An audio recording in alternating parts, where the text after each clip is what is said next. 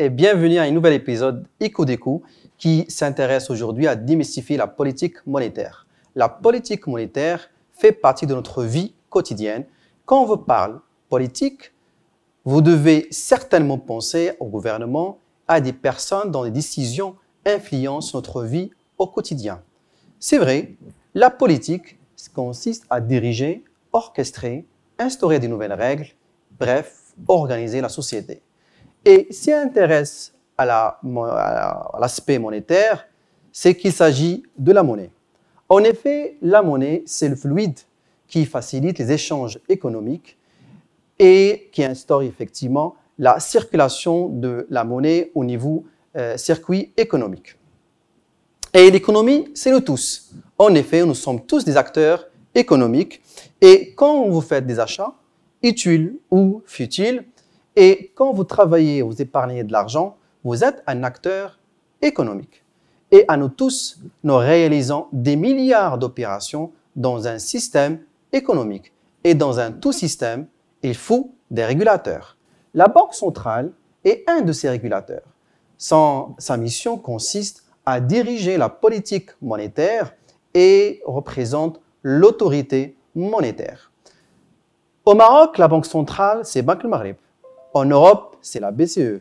Aux États-Unis, c'est la Fed.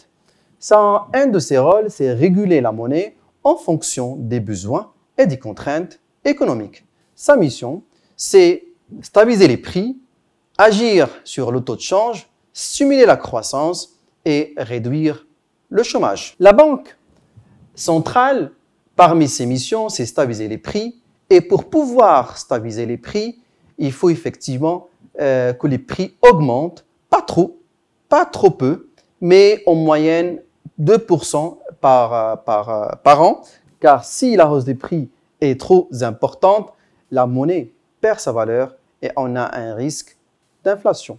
Et si les prix baissent, c'est que les salaires faiblissent, l'économie se ralentit et rembourser les prêts ou bien les emprunts devient difficile. Alors, pour parvenir à stabiliser les prix, la Banque centrale surveille l'activité économique et dispose d'un outil très puissant qui est le taux directeur. Le taux directeur ou bien le taux d'intérêt, c'est le taux auquel la Banque centrale, autrement dit, c'est la banque des banques, donne des prêts à des banques commerciales suite à nos demandes de crédit.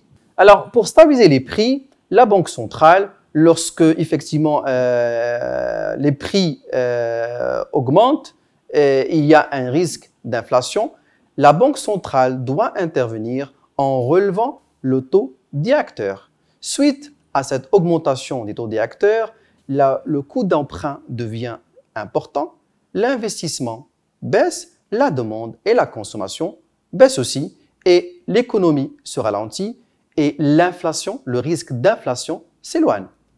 Lorsque, effectivement, l'économie s'endort, la Banque centrale doit intervenir pour baisser le taux d'intérêt.